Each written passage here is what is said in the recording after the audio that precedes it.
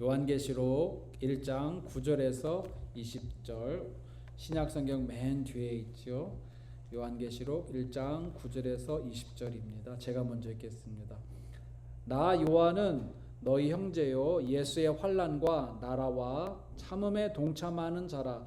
하나님의 말씀과 예수를 증언하였으므로 말미암아 밤모라 하는 섬에 있었더니 주의 날에 승리의 감동되어 내 뒤에서 나는 나팔 소리 같은 큰 음성을 들으니 이르되 내가 보는 것을 두루마리에 써서 에베소, 서머나, 버가모, 두아드리아, 사대, 빌라델비아, 라오디게아 등 7 교회에 보내라 하시기로 몸을 돌이켜 나에게 말한 음성을 알아보려고 돌이킬 때에 7 금 촛대를 보았는데 촛대 사이에 인자 같은 이가 발에 끌리는 옷을 입고 가슴에 금띠를 띠고 머리에 털기가 흰 양털 같고 눈 같으며 그의 눈은 불꽃 같고 그의 발은 풀무불에 단련된 빛난 주석 같고 그 음성은 많은 물소리와 같으며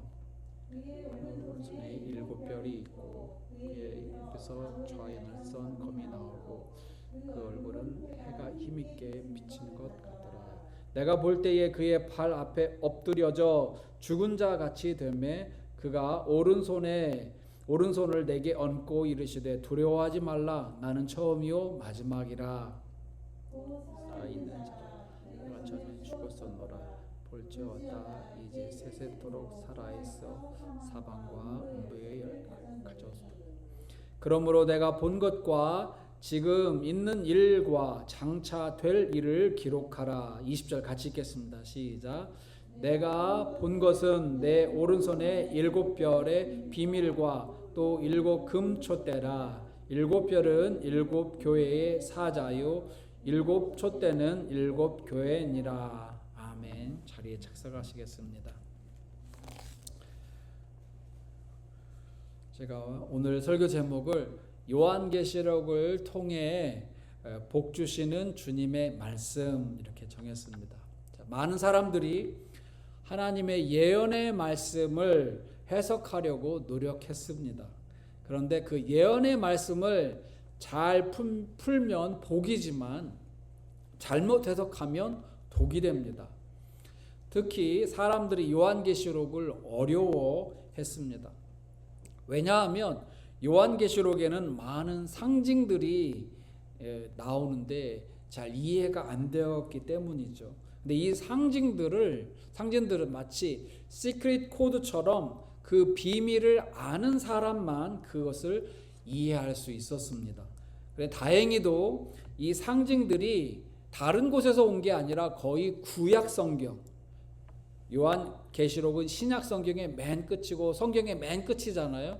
그러니까 구약 성경에 있는 내용만 잘 알아도 그 상징들이 무슨 뜻인지를 알 수 있습니다. 저는 앞으로 10주 동안 요한계시록을 전체를 커버하면서 시리즈 설교를 하려고 합니다. 탈도 많고 말도 많은 요한계시록 전체를 복음주의 입장에서 해석하고 살펴봄으로써 성경적인 종말론과 그 메시지를 바르게 이해하는 계기가 되기를 바랍니다. 올 여름 방학에 저희 집 식구들이 매일매일 자리에 모여서 밤마다 성경을 한 장씩 읽고 성경 공부를 한 30분 40분 하고 그리고 기도하고 자고 있습니다. 그래서 이제 여러 가지 책들을 공부하고 최근에 3주 동안에는 요한계시록을 읽었습니다. 아이들이 요한계시록을 어려워할까봐 요한계시록을 읽었는데요. 다 읽고 나서 이제 요한계시록 22장이 끝인데 22장을 다 읽고 나서 아내가 우스갯소리로 아이들에게 이렇게 말을 했습니다. 이제 하산하도록 하여라. 그런데 이게 무슨 뜻이냐면 성경의 핵심적인 내용들을 다 배웠으니 이제 하산해도 좋다. 옛날에 무술 배우던 그때처럼 스승이 제자에게 이제 하산하도록 하여라 한 것처럼 성경의 핵심적인 메시지를 다 배웠다. 시작과 끝, 종말과 그 창조와 종말 그 사이에 예수님께서 오셔서 어떤 일을 하셨는지 그 복음의 핵심을 우리가 다 배웠다. 그런 것이죠. 그렇습니다, 여러분. 요한계시록은 그 종말, 이 세상의 끝에 대한 예언의 말씀이 있습니다. 그리고 요한계시록 1장 1절은 이렇게 시작하고 있습니다. 요한계시록 성경 있는 분은 보세요. 요한계시록 1장 1절 예수 그리스도의 계시라라고 시작하고 있습니다. 한글 성경으로 계시는 영어로 revelation인데 헬라어로는 이 revelation이 아포칼립시스예요. 아포칼립시스.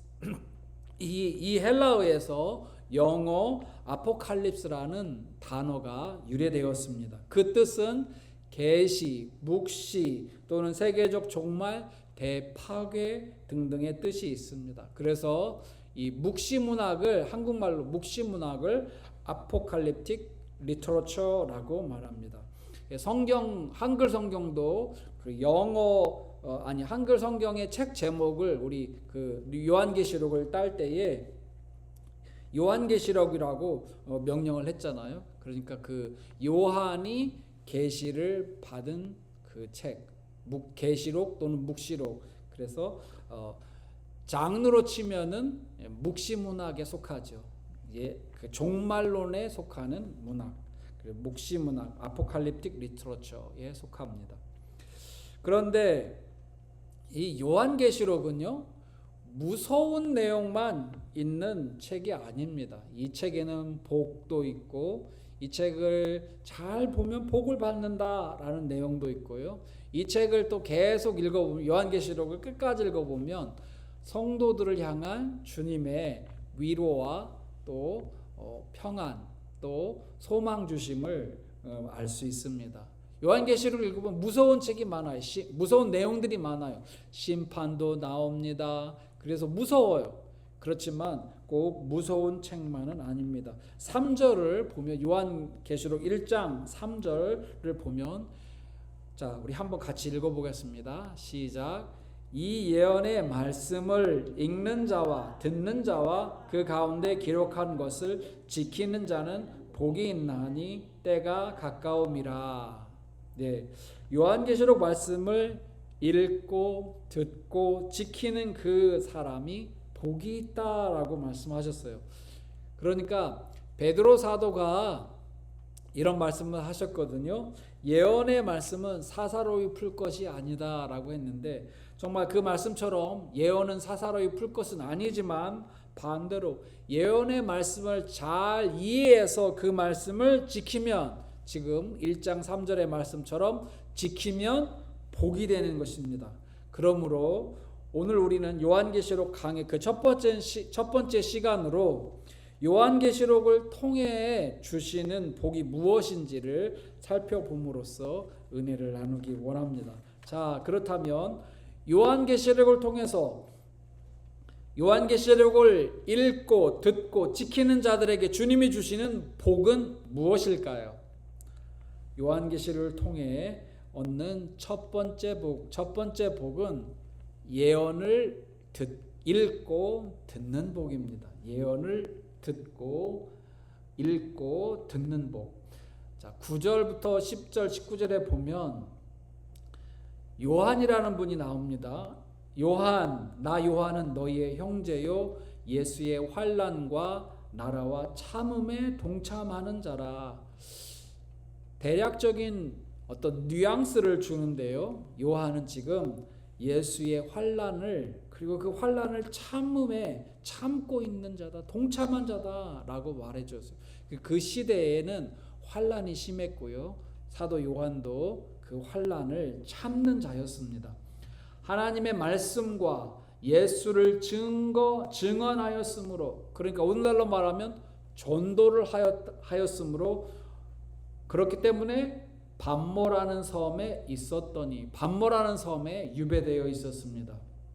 그런데 10절에 보니까 주의 날에, 아마도 주일날인 것 같아요. 주의 날, 그러니까 주일날 그 썬데이죠. 지금으로 치면 주의 날에 내가 성령에 감동되어 내 뒤에서 나는 나팔 소리 같은 큰 음성을 들으니. 자, 하나님의 음성을 듣습니다. 그러면서 이제 19절에 보면 그러므로 너가 본 것과 지금 있는 일과 장차 될 일을 기록하라. 주님의 음성이 너가 들은 것과 본 것을 기록하라 라고 말씀을 하셨습니다. 그래서 요한이 그것을 듣고 본 바를 기록한 책이 바로 요한계시록입니다. 그래서 우리는 그 요한계시록을 읽고 듣고 있는 것이죠. 세상 사람들이 점집을 가는 걸 종종 가곤 해요. 왜 그럴까요? 왜 점집에 갈까요? 점을 보고 앞날에 대한 예언의 그 말씀을 듣고 싶어서 그런 거 아닐까요? 아내의 학창 시절에 교회 다니는 친구가 있었는데 아내에게 야야 우리 심심하니까 점 보러 가보자 이렇게 그랬다는 거예요. 근데 아내는 그때 한참 은혜 받고 성령 충만할 때라 점은 무슨 점이냐 하면서 단칼에 거절을 했답니다. 그런데 그 친구는 진짜로 점집에 갔습니다. 점집에 가가지고 점을 보려고 하니까 무당이 하는 말이 아니 왜 왔어? 따지면서 이마에 십자가 표시가 있는데 큰 신을 섬기는 사람이 이런데 왜 왔냐고 그러더랍니다. 그리고 여러분 강신무 그 무당 세계에는 강신무도 있고 학습무도 있고 여러 무당이 있는데 강신무는 신내림을 받은 무당이에요. 성경에서는 귀신 들린 사람이라고 하고 있죠.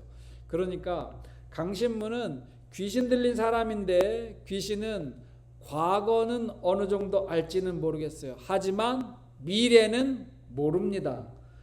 그렇기 때문에 아무리 용한 무당이라 할지라도 어떤 과거의 통계를 가지고 몇 번은 맞출 수 있을지는 모르겠으나 미래를 100% 예언할 수는 없는 것입니다. 무엇보다도 하나님이 이런 것들을 싫어하세요. 점 보는 거, 무당집 가는 거, 운세 보는 거 이런 것들 다 싫어하세요. 그러니까 아예 신문이나 폰으로나 뭐 별자리 뭐 이런 거 아예 하지 않는 것이 좋습니다. 구약 시대에 이스라엘 백성들이 우상 앞에 이런 짓을 하다가 하나님의 진노를 샀습니다. 그러니까 미래가 궁금한 것은 어떻게 보면 그 옛날이나 지금처럼 어떤 인간의 본성과도 같은 것 같아요. 인간의 본성이 아닌가 싶어요. 궁금하죠. 미래를 알고 싶고. 그런데 요한계시록에 장차 될 일들에 대한 예언의 말씀이 있습니다. 9절, 10절, 19절을 보면 요한이 예언의 말씀을 들었어요. 그리고 기록했습니다. 요한은 아까도 말씀드렸듯이 전도했다는, 오늘날로 말로는 전도했다는 이유로 그런 혐의로 감옥에 유배되었습니다. 그 섬이 바로 반모섬에 유배되었어요. 반모섬은 소아시아, 지금의 튀르키예죠. 옛날 이름은 터키의 이쪽 서쪽, 우리가 지도를 정면으로 보면 그 지도의 서쪽에 연안에 있는 작은 섬입니다. 근데 그때는 로마 황제가 그 모든 일대를 다 로마 제국이 다스리던 때였거든요. 유럽과 북아프리카와 이런 지중해 연안을 다 로마 제국이 다스리던 때입니다. 그때에 다스리던 황제 이름이 도미티안이에요. 근데 도미티안은 교회를 아주 극심하게 핍박을 했습니다. 도미티안은 주후 81년부터 96년까지 15년 동안 황제의 자리에 있었는데요. 그는 자신을 신이라고 도미티안이 내가 신이다 라고 공표를 하고 그 제국의 모든 사람들이 그 신을 황제를 신으로 숭배하도록 황제 숭배라고 합니다. 이것을 황제를 숭배하도록 강요를 했습니다. 그런데 기독교인들은 여기에 순순히 응합니까? 안 그러죠. 목에 칼이 들어와도 황제 숭배를 못하죠. 황제를 신이라고 숭배하지 않죠. 그렇기 때문에 도미티안은 기독교인들을 아주 이를 바득바득 깔면서 싫어했어요. 그래서 더더욱 혈안이 되어서 교회를 핍박을 했죠. 대부분의 신학자들이 요한계시록의 기록 연대를 주후 90년에서 100년으로 잡습니다. 그러니까 가장 핍박이 극심할 때에 또는 그 직후에 기록이 되었다라고 추정을 하는 것이죠. 그러니까 요한은 이러한 때에, 이런 핍박이 가장 극심할 때에 반모섬에 유배가 되었다. 그리고 그곳에서 예언의 말씀을 듣기도 하고 환상을 보기도 하면서 그 말씀을 주님이 기록하라 하셔가지고 그 말씀을 기록했다. 그래서 우리가 지금 편안하게 자리에 앉아서 또는 안방에 소파에 앉든지 어디에 앉든지 침대에 눕든지 어쩌든지, 요즘은 성우들이 또 성경 말씀을 읽어주기도 하잖아요. 그러니까 편안하게 말씀을 읽기도 하고 듣기도 하고 또 그러고 있습니다. 어쩌면 요한은 그 반모섬에 유배되어 있으면서 간수를, 자신을 지키는 간수를 전도했을지도 몰라요. 그래서 간수가 개종이 되었을지도 몰라요. 그래서 요한이 쓴 편지를 그 간수가 그 소아시아의 교회에 전달하는 역할을 했을지도 모릅니다. 아무튼 요한 덕분에 우리는 집에 편히 이렇게 편한 환경에서 요한계시록의 말씀을 듣기도 하고 읽기도 하고 그리고 그 말씀을 배우고 실천해서 지키기도 합니다. 이게 얼마나 큰 복입니까? 그러니까 우리가 가만히 우리의 수고하지 않았는데 그냥 우리의 수고는 그냥 성경책을 피는 것밖에 없어요. 성경책을 피고 또는 성경책 앱을 켜서 말씀을 듣고 보는 것 자체가 복이라는 것입니다. 믿습니까? 아멘. 요한계시록을 통해 얻는 두 번째 복입니다. 두 번째 복은 예언의 본질을 아는 복이에요. 예언의 본질을 아는 복. 11절 이르되 내가 보는 것을, 지금 요한입니다. 너가 보는 것을 두루마리에 써서 에베소, 서머나, 버가모, 두아디라, 사대, 빌라델비아, 라오디게아 등 7교회에 보내라 하시기로. 주님께서 요한에게 7교회에 그것을 보내라 하셨습니다. 그리고 12절에 몸을 돌이켰죠. 요한이 뒤에서 소리가 났다고 했잖아요. 그래서 그 소리를 어디서 나는가 보려고 몸을 돌이켜 나에게 말한 음성을 알아보려고 돌이킬 때에 7 금촛대를 보았는데, 여러분 여기 사진에 금촛대 보이시나요? 금촛대, 7 금촛대를 보았는데 20절에 보세요. 내가 본 것은 내 오른손에 7별의 비밀과 또 7 금촛대라. 7별은 7교회의 사자요, 7교회의 목회자들입니다. 7별은, 그 다음에 7 촛대는 7교회다. 자, 여러분 촛대 어디에서 나오는 표현이죠? 성막에 가면 성막에는 촛대가 있습니다. 지금 이 사진에 나오는 이 그림처럼 7가지가 있는 촛대가 나와요. 그러니까 이 상징들이 다 어디서 왔다고요? 구약 성경에서 왔다고요. 그냥 구약 성경만 잘 알아도, 다른 거 몰라도 이 요한계시록을 해석하는데 큰 어려움 없습니다. 여러분 등산 해보셨습니까? 등산? 네, 저도 등산 해보곤 했는데, 만약 우리가 세계에서 가장 높은 에베레스트 산 정상에 등정을 했다고 해봅시다. 그러면 우리 눈앞에 수없이 많은 산들이 보일 것입니다. 그렇죠? 조그만 산, 큰 산, 또 수없이 많은 산들이 보일 거예요. 수천 개의 산들이 보입니다. 근데 만약에 우리가 저 밑에 평지에서부터, 산 밑에 평지에서부터 걸어서 정상까지 등성을 해야 한다면, 반대로 우리는 수천 개의 그 산을 넘어야지만이 정상에 오를 수 있는 것입니다. 자, 그러면 어떤 그 초입에 있는 산 위에서 산을 본다고 해봅시다. 그러면 수많은 봉우리들이 보이겠죠.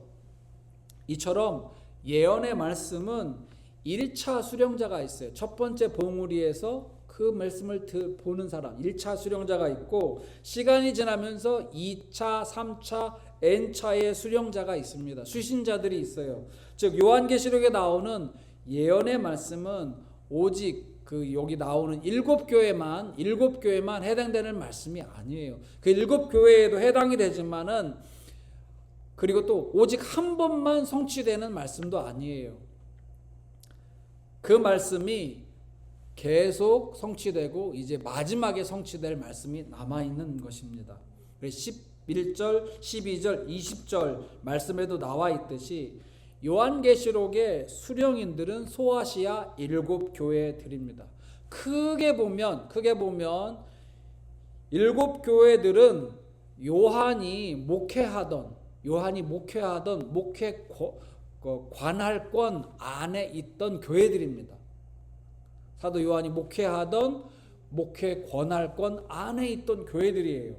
그러니까 사도 바울이 목회서신서를 보내잖아요. 이와 같이 지금 요한은 반모섬에 유배되어 있으니까 교회를 방문하지 못하잖아요. 목회를 못하잖아요. 그러니까 보내는 거와 똑같은 거예요. 목회서신서를 지금 보내는 것이랑 비슷한 것입니다.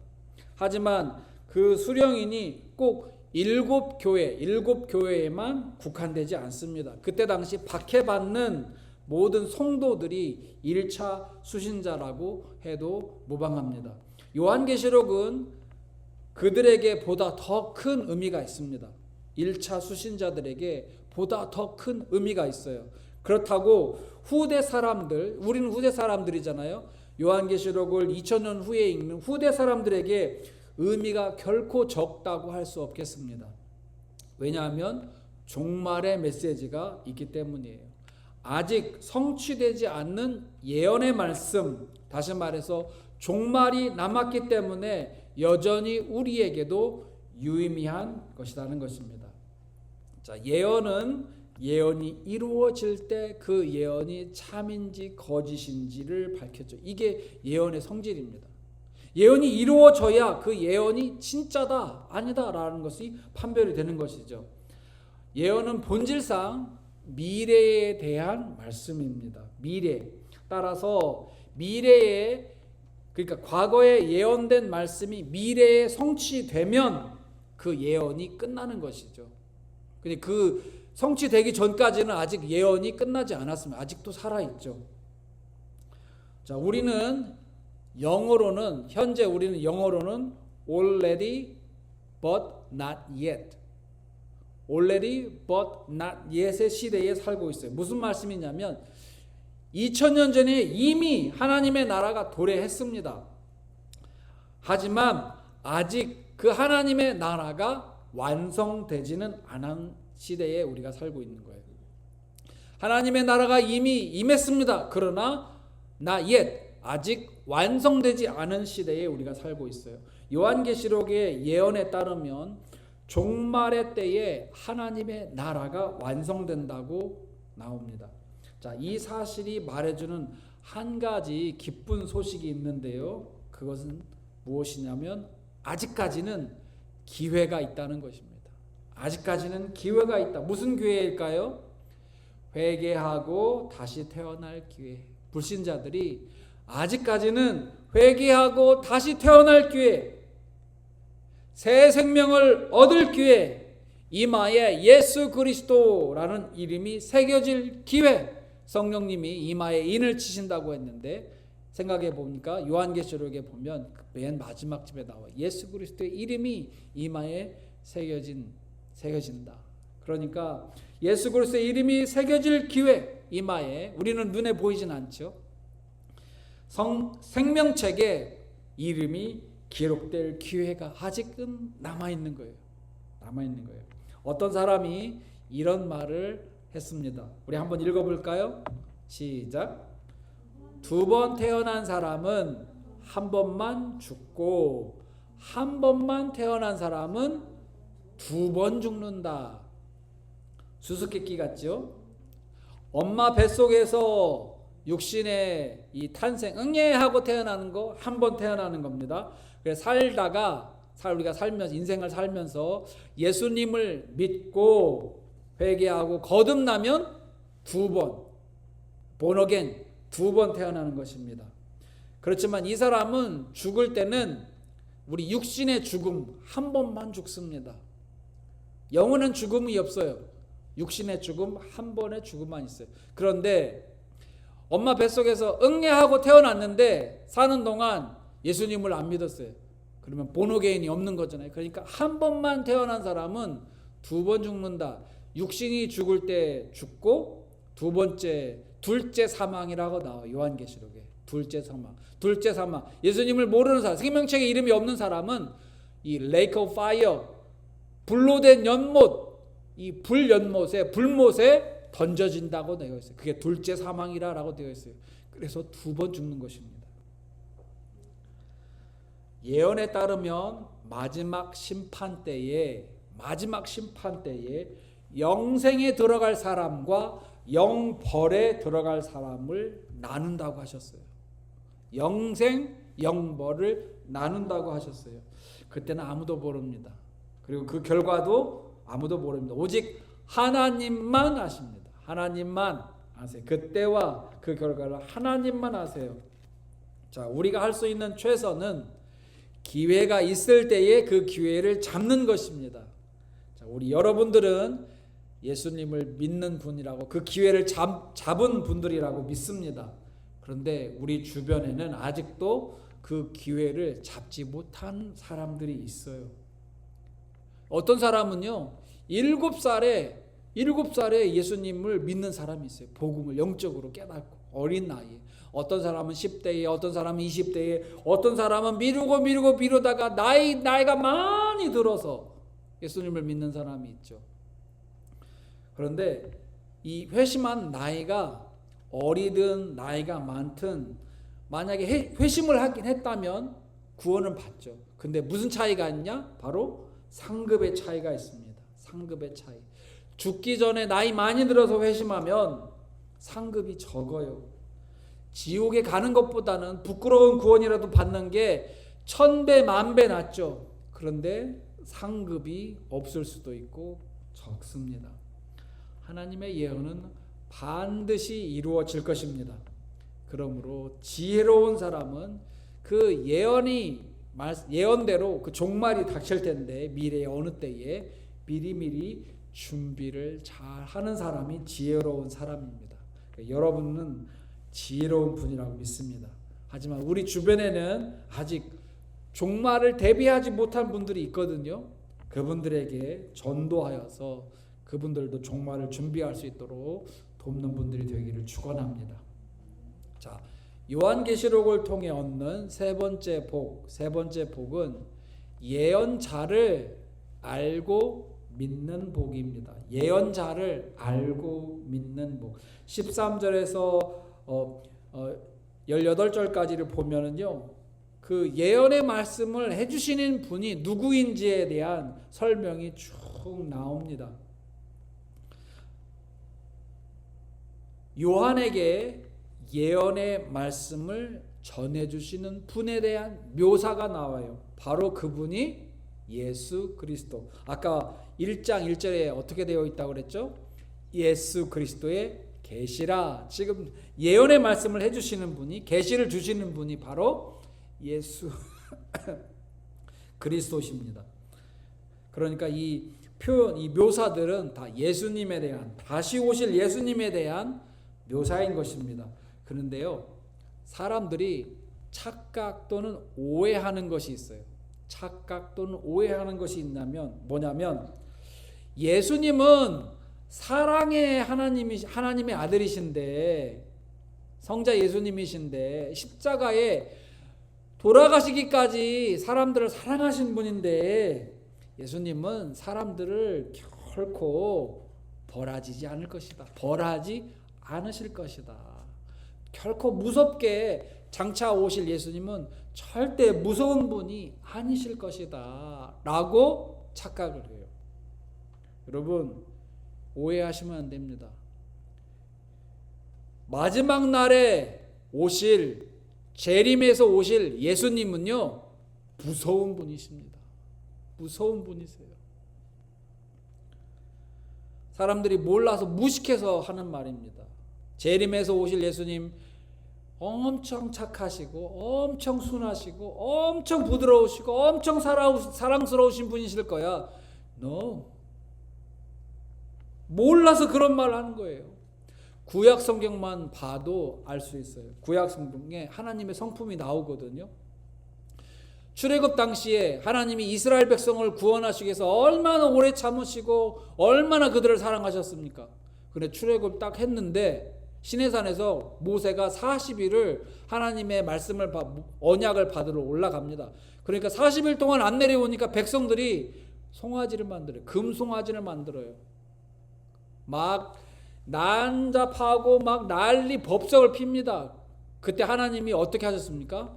진노하셔가지고 모세한테 내가 이 백성을 다 쓸어 없애버리겠다.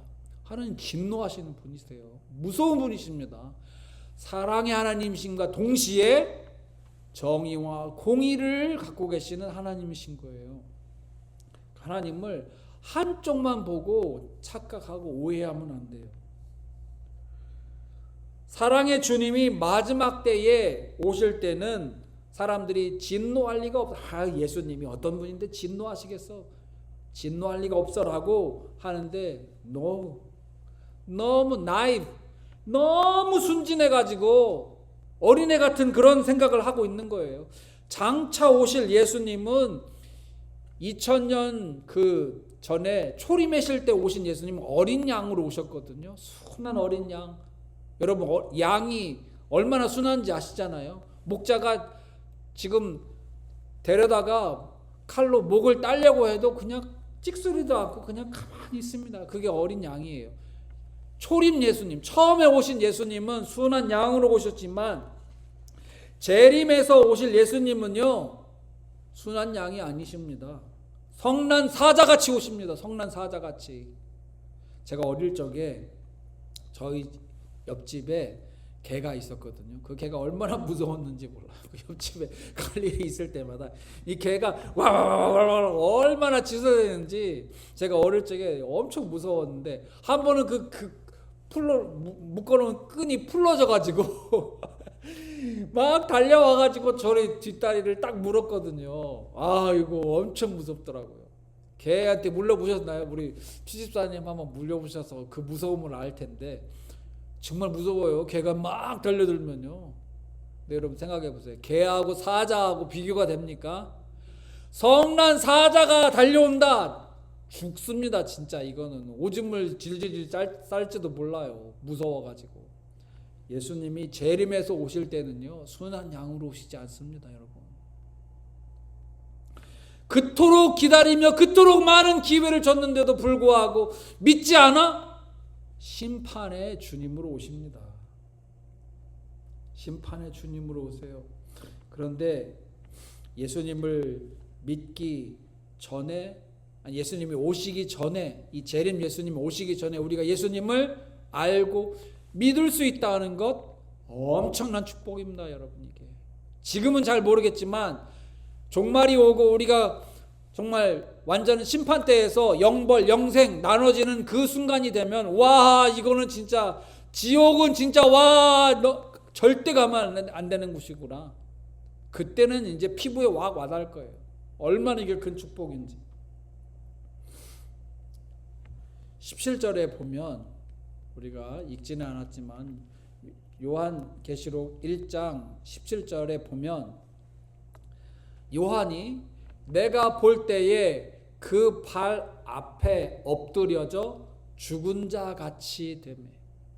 지금 요한이 말입니다. 요한이 예수님을 보고 너무나 무서워가지고요 산송장이 돼버렸다는 거예요. 산송장이 얼어버렸다는 거예요. 엎드러져가지고 얼어버려가지고 꼼짝달싹도 못하. 너무 무서워가지고 그분의 위엄 앞에 그분의 영광 앞에 압도가 되어가지고 죽을 지경이었다는 것입니다. 여러분 재림에서 오실 예수님을 보는 순간 이렇게 돼버리는 겁니다. 이렇게. 그런데 여러분 믿는 사람들은 걱정하지 않으셔도 돼요. 그 후에 뭐라고 나옵니까? 믿는 사람들은 그가 오른손을 지금 요한에게 지금 예수님이 하시는 겁니다. 그러니까 예수님이 오른손을 내게 요한에게 얹고 머리에 얹었는지 허리에 얹었는지 등에 얹었는지 모르지만 요한에게 얹고 이르시되 두려워하지 말라. 요한아 두려워하지 마, 무서워하지 마 하면서 이제 정신을 차리는 겁니다. 그러니까 믿는 사람들은 재림 예수님을 볼 때에 예수님이 무서운 분이시지만 또 한편으로는 너무나 사랑스러운 분, 너무나 포근하신 분으로 우리를 이렇게 받아주실 것입니다. 그러니까 우리 믿는 사람들에게는 무서운 분이 아니에요. 그렇지만 믿음이 없었던 자들, 불신자들에게는 너무나 무서운 분이시라는 거죠.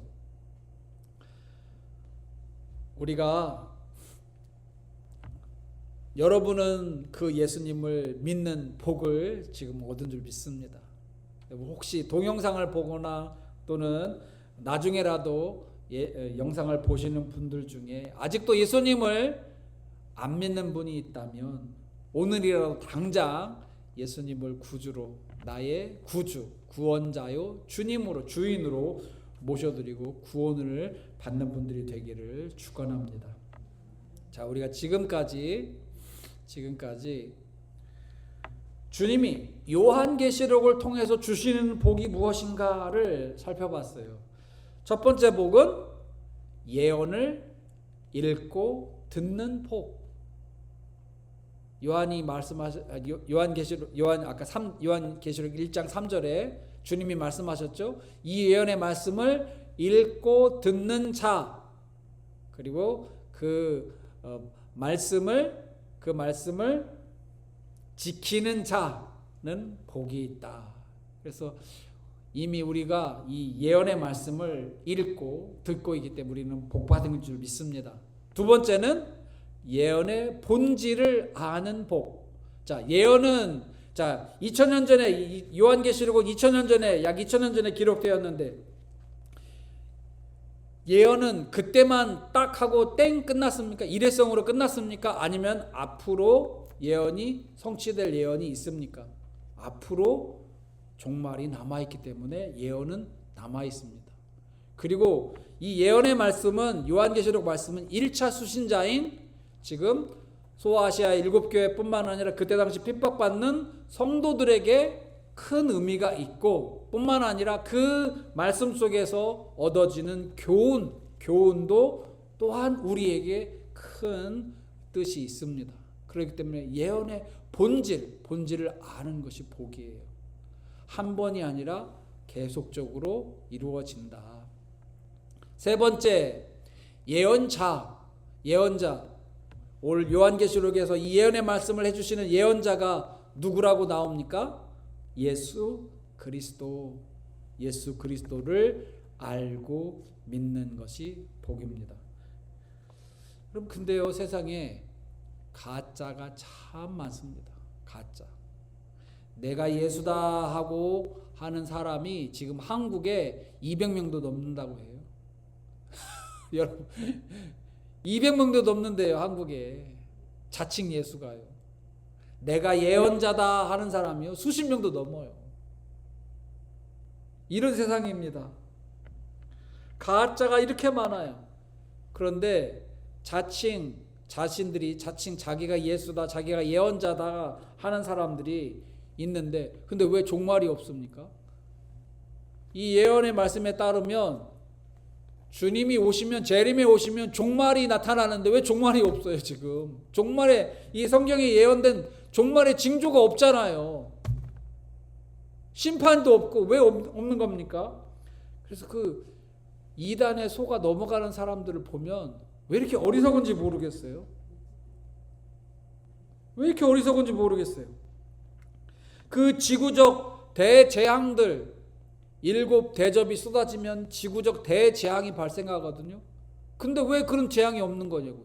자기가 예수라면서, 자기가 예언자라면서. 왜 심판을 못하냐고요. 가짜니까 못하는 것이죠. 가짜니까. 거기에 속아 넘어간 사람들이 하루빨리 돌아왔으면 좋겠어요. 그분들에게 혹시라도 주님이 은혜를 베푸신다면, 아까 제가 서론에서 말씀드렸듯이 요한계시록의 저자는 요한입니다. 요한계시록을 쓴 사람은, 저자는 요한이에요. 그 시기는 1세기 말, 주후 90년에서 100년 사이에 썼다고 학자들은 대부분 동의를 합니다. 그때 당시에 사회적 배경은 뭐였냐면 기독교가 대핍박을 받고 있던 시기, 기독교 대박해가 있었던 시기였다. 그렇게 박해하던 황제의 이름은 도미티안이었다. 도미티안 황제가 기독교인들을 못 잡아 죽여서 안달이던 시대였다. 이러한 때에 요한은 주님의 예언의 말씀을 듣고 환상을 보고 요한계시록을 써서 7 교회에 보냈다라는 것이에요. 왜요? 왜 보냈을까요? 죽임을 당하고 있는, 지금 순교를 하고 있는, 환난당하는 성도들에게 걱정하지 마라, 담대하라, 그럴지라도 승리할 것이다, 영생을 얻을 것이다, 구원을 얻을 것이다, 담대해라, 용기를 내라, 믿음을 가져라 라고 위로하고 격려하기 위해서 이 요한계시록을 보낸 것입니다. 지금 우리 시대하고는 너무나 다릅니다. 여러분 생각해 보세요. 역사학자들이 그러는데요, 그때 당시에 시내에 어떤 일이 있었냐면 로마 군인들이 기독교인들을 잡아다가 죽여가지고 기름에 적셔가지고요, 사람을요, 기독교인들을 기름에 적셔가지고 그것을 횃불로 썼답니다. 밤에 거리에 나가면 그런 사람들이 있었고, 원형 경기장에서 짐승들이나 검투사들에게 죽임을 창이나 칼에 찔려 죽임을 당하고 교수형창에다, 그런 사람들이 부지기수였다는 거예요. 그래, 지금 상황하고 전혀 다릅니다. 그러니까 그들에게는 얼마나 공포였습니까, 그 시대가. 그렇지만 보세요, 어떻게 된다고요? 결국에는 주님이 승리하신다. 그리고 주님을 믿고 끝까지 믿음을 지킨 자들은 승리를 한다. 그 메시지를, 그러니까 믿음을 지켜라, 소망을 가져라 하는 그 메시지를 주기 위해서 이 요한계시록을 그 성도들에게 보내준 것이고, 그 성도들에게만 그분 의미가 있느냐? 아니라는 거예요. 여전히 우리들에게도 의미 있는 말씀이다 라는 것입니다. 그러므로 요한계시록에 나오는 예언의 말씀은 과거, 현재, 그리고 미래에도 복이 되는 메시지입니다. 요한계시록은 과거, 현재, 그리고 미래에도 복이 되는 메시지입니다.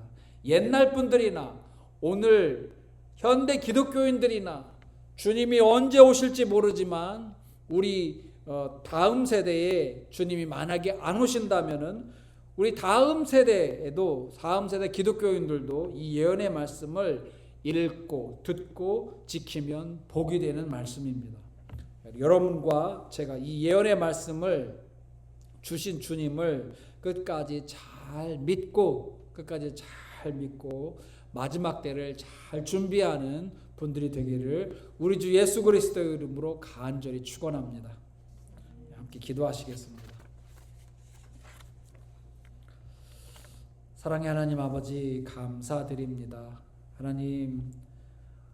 하나님께서 우리 마지막 시대를 사는 우리들이 이 마지막 때를 대비하라고, 준비하라고 주님 이 예언의 말씀을 미리미리 주시고, 또 주님 그 말씀을 읽고 또 듣고 또 그 말씀 가운데 주님이 주신 명령의 말씀을 지키고 순종할 때 하나님 우리에게 복이 되는 말씀인 줄 믿습니다. 오 하나님 아버지, 이 세상이 어둡고 또 주님 악의 세력들이 날로 기승을 부리는 이 시대에 하나님 우리에게 생명의 말씀 주셔서 감사합니다. 하나님 우리가 늘 깨어있고 주님 분별하게 하셔서 주님 속아 넘어가지 않게 하시고 또 유혹에 빠지지 않게 하시고, 하나님 요한계시록에 나오는 그 용감하고 또 그 고결한 그 믿음의 선진들처럼 우리도 끝까지 싸워 이기는 믿음의 사람들 되게 하여 주옵소서. 감사드리고 사랑 많으신 예수님 이름으로 기도드립니다. 아멘.